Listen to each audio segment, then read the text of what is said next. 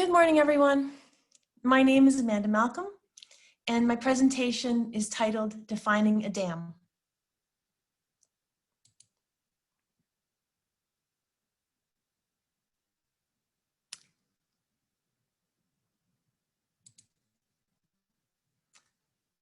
Before we launch into discussion about dam height, dam categories, and struggles with Code 378, I want to tell you about my division.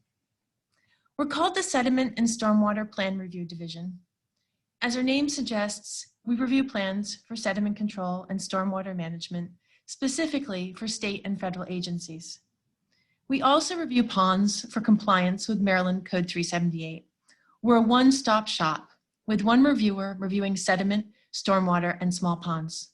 Essentially, we're like the county DPW and the Soil Conservation District rolled into one. What this means is that even though we're part of MDE, we're just like you. We have the same questions for Stuart about the Stormwater Manual and the same questions for Hal and John about Code 378.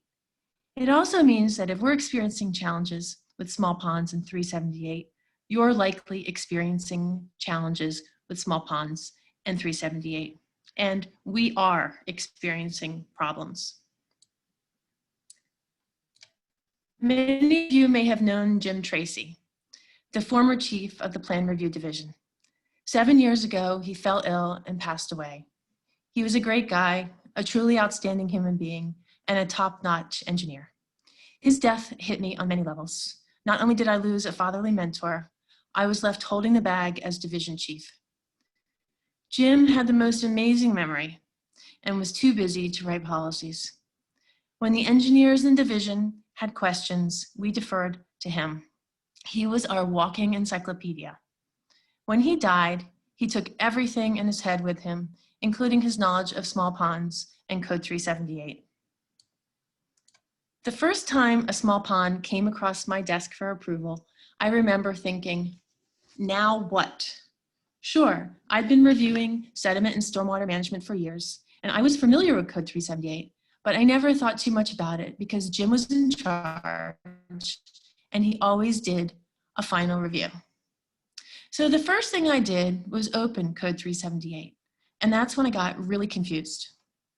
I don't want to offend Soil Conservation Service, but Code 378 isn't an easy document to understand. There are no diagrams, there are 4 different references to height. An embankment pond can be considered an excavated pond if it meets certain criteria, but no, not really, because wait, there might be a failure potential, and in which case that embankment pond, which is considered an excavated pond, is really an embankment pond. Are you confused? I certainly was. I had questions about what structures were exempt from 378 and which had to be designed and constructed in accordance with 378. What was I to do with sand filters and microbial-retention facilities where the filter media and underdrain were considered? If the filter media and underdrain were considered, the height of the embankment would be well over 6 feet. How do these bathtubs need to be designed to 378? I know many of you have your own workaround for this issue and others. Louis Diegas recently shared his with us. We have our own for our division.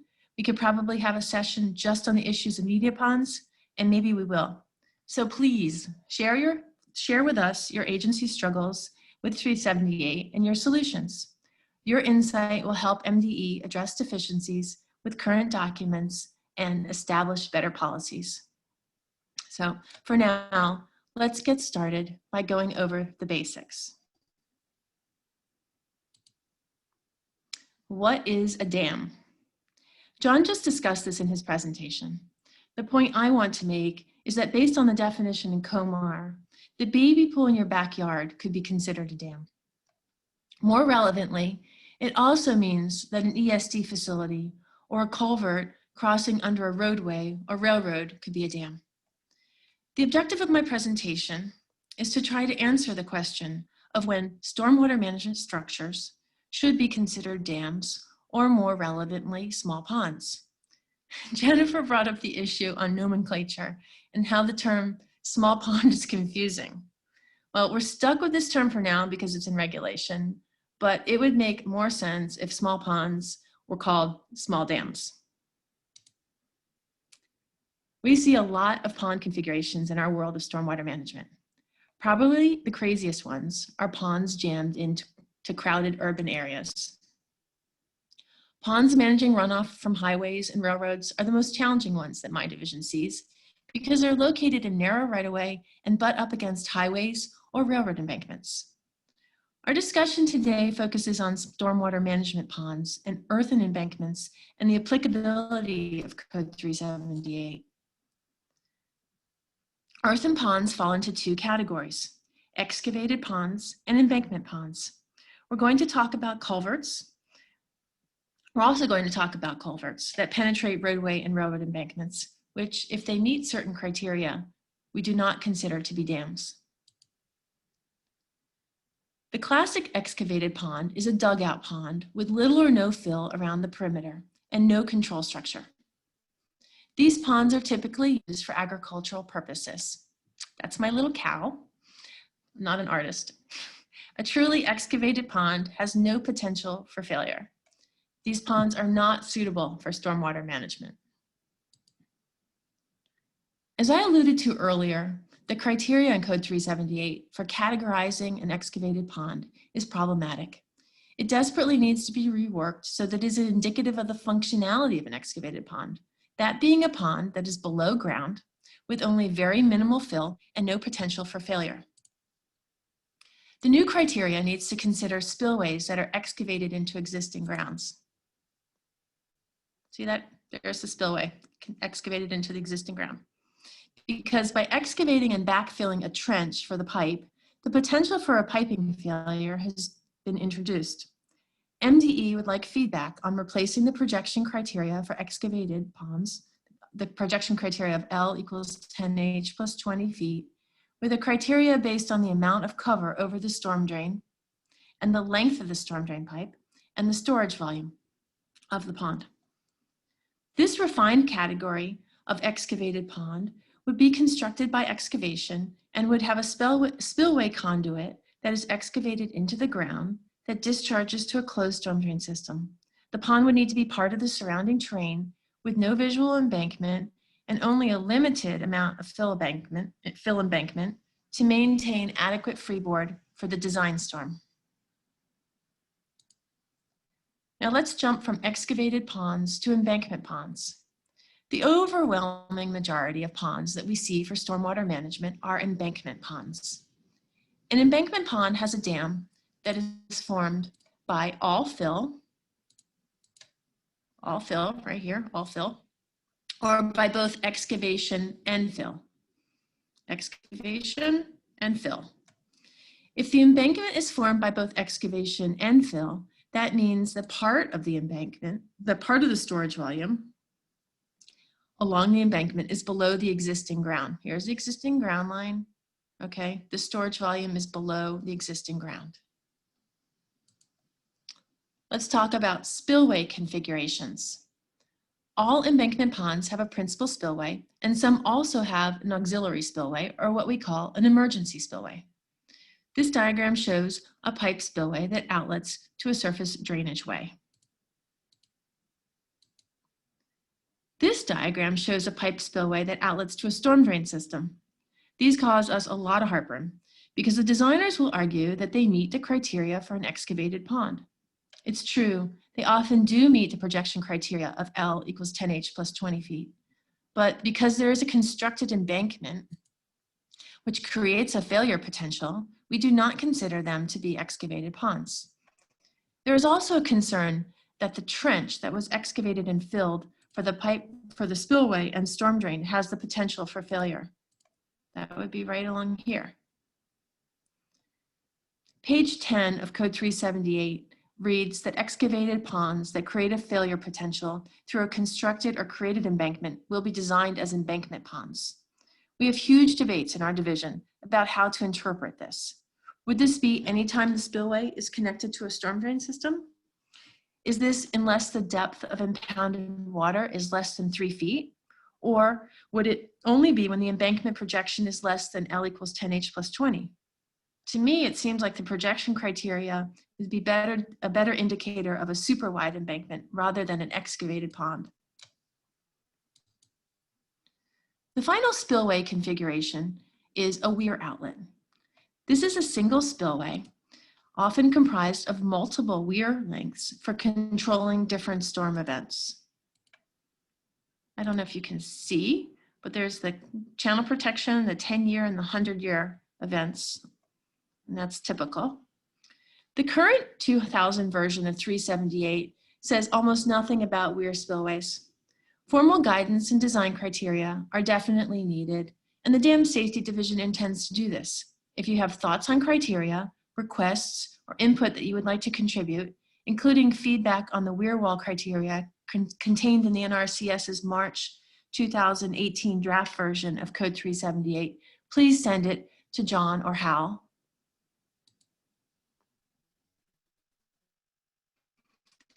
We often call facilities best management practices, or BMPs. Different types of BMPs include ESD microscale facilities, ESD being the abbreviation for environmental site design. These include, for example, microbioretention, landscape infiltration, and submerged gravel wetlands. Other BMPs include infiltration basins, surface sand filters, bioretention, and wetland ponds, just to name a few. The BMP does not have to have the word pond in its name for Pond Code 378 to apply. Some designers erroneously think that because the pond feasibility criteria in the Stormwater Manual was placed in the pond section of Chapter 3 instead of in the section on performance criteria for BMP design, that Code 378 is not a consideration for all BMPs. That is not true.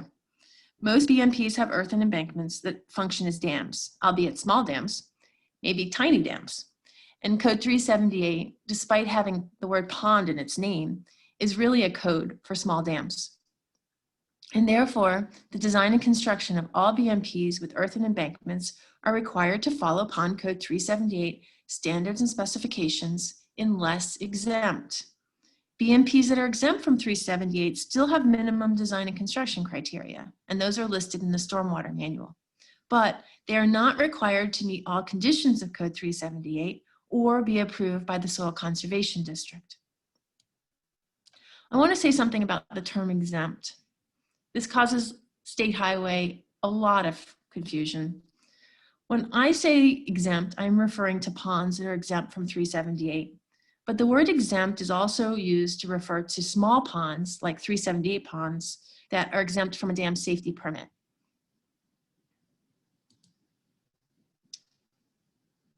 Possible design categories. So why is it important to understand different embankments and spillway configurations? The purpose is to determine the applicable regulations for the category of the stormwater management facility, or the category of the dam. Once you know the design category, you can ascertain the associated criteria for designing and constructing the BMP. Essentially, there are 4 possible design categories, with Code 378 ponds being broken down into 3 categories. So the BMP can be exempt from Code 378. Okay. It can be a Code 378 pond, which includes embankment ponds, excavated ponds, and special roadway embankments or super wide ponds. The other design categories are dams and culverts. Okay. Design category is a function of 3 things: configuration, size, hazard class. And we have just discussed configuration. And I'm not going to discuss hazard class other than to say that my discussion is geared toward low hazard or Class A structures. Okay, so let's talk about size. Here are 4 embankment ponds, all with the same configuration, but because of their size, the design and construction criteria differ. Remember, again, we're assuming that for this discussion that they are all low hazard. ESD microscale facilities should be exempt from Code 378, but there are times when, because of the filter media and the underdrain, the height of the embankment exceeds 6 feet, and therefore the structure technically does not qualify for an exemption from 378. We want to address this because we would like to exempt these tiny structures. We are considering introducing a volume cutoff of 10,000 cubic feet. Some of you have your own workaround for this issue. We want to hear from you. Please share your thoughts with us if you haven't already. Chapter 3, ponds. The first thing I want to say about these ponds is we need a better name for them. Chapter 3 of the Stormwater Manual presents structural BMPs. Some of these BMPs are going to be Code 378 ponds, but others are smaller than 378 size. We need a name for the ponds that are larger than ESD microscale practices and smaller than 378 small ponds. So jokingly in the program, we refer to these as puddles or Scott's favorite, dinky dams. If you have a good name that you would like to share with us, please type it in the chat.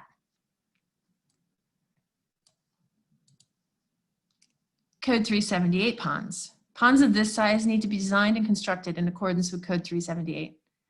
Please note that even if the hazard class is low, a permit is required from the Dam Safety Division if the 378 pond is located in a Use 3 watershed or one of the Baltimore watersheds of the Jones Falls, Gwens Falls, or Herring Run. Roadway embankments and roadway embankment ponds. This criteria is presented in Appendix B of Code 378 to address ponds whose embankments are formed by roadways. The size of the roadway is not defined, but it is undoubtedly directed at highways, where the mass of the roadway is large in comparison to the amount of water being stored. See that? Big embankment, little volume. Sometimes it's actually much more extreme than my drawing depicts. This needs to be clarified and reworked. And MDE wants to refine this criteria. And again, we want to hear with you. So please share your thoughts with us. Okay. I don't have time to talk about this slide, which lists the criteria for design category, but I wanted to include it in case someone wants to read my presentation at a later date. I know it's going to be a bestseller. All right. Okay. Most of you probably recognize this. This is the very last page of Code 378, Appendix B. Okay. I want to talk about the first decision box. It says that if none of these 3 criteria is true, then there is no special design. In other words, the spillway can be designed like a regular old culvert. Conversely, and this is very important, this means that if these criteria are not met, the culvert is creating a dam, and dam regulations and design criteria apply. Roadway and railroad embankments can function as dams, intentionally or unintentionally, and these embankments are not constructed to impound water. Culverts fail and dams fail, but the more water impounded behind the roadway or the railroad embankment, the greater the hazard and the greater the likelihood of failure. This is a really important issue, so important that I have a 45-minute presentation just on this topic alone, which we're going to save for another day. I do, however, want to mention some basic points. A culvert penetrating a roadway or railroad embankment is considered a culvert when all 4 of these conditions are met.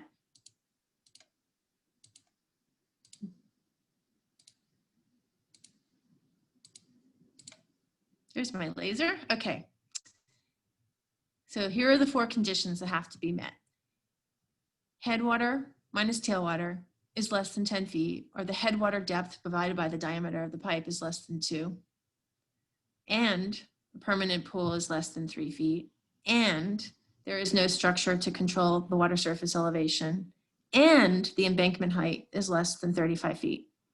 If any of these conditions is not met, then the pipe is creating a dam, and the spillway and the embankment must be designed and constructed in accordance with the applicable dam category.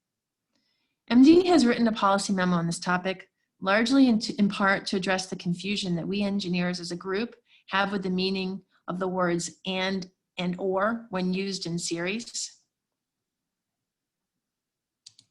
Okay, here it is. This is Dam Safety's Policy Memo number 2, titled Roadway, Railroad Embankments with Culvert Crossings. It's posted on Dam Safety's webpage, and I encourage everyone to read it. It is really quite good. All right, I want to take a break to tell a joke. It's called The Engineer's Wife. Okay, I'm an engineer and I'm a wife. And even though I'm not an engineer's wife, this sums up my work life and the crazy frustrations I face in the regulatory world. A wife asks her husband, an engineer, "Darling, can you please go to the shop, buy 1 pint of milk, and if they have eggs, get a dozen?" Off he goes. Half an hour later, the husband returns with 12 pints of milk. His wife stares at him and asks, "Why on earth did you buy 12 pints of milk?" "Well, they had eggs," he replied. Some of us are too literal, and other of us are not literal enough. That's my point.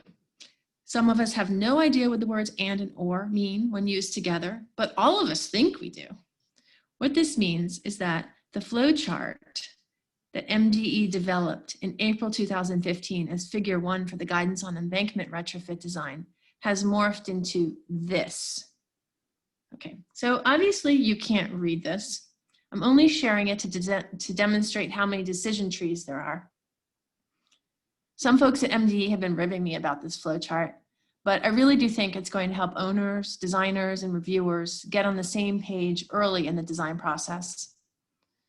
Also, it includes approval authority, which is another source of confusion. So I'm going to wrap up my presentation today with a quick overview of approval authority. Embankment approval authority. John touched on some of this already, but we get a lot of questions from state highway folks about this, so let's go over it. All stormwater management facilities require approval from the Stormwater Management Approval Authority. That would be the local county agency or municipality if it's delegated. In the case of state and federal agencies, that would be my division, except for state highway projects, because state highway now has delegated authority for sediment and stormwater approval and their very own plan review division. In addition to stormwater management approval, there's the embankment.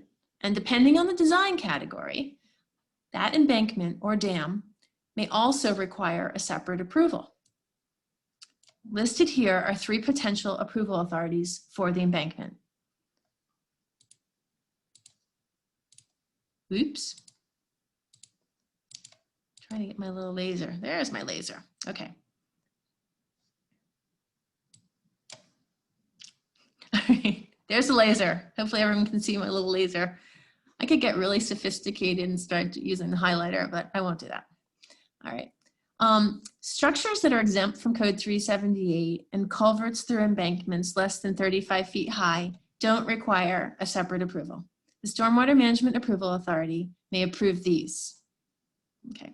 Code 378 ponds that are low hazard require approval from the Small Pond Approval Authority in addition to the Stormwater Management Approval Authority.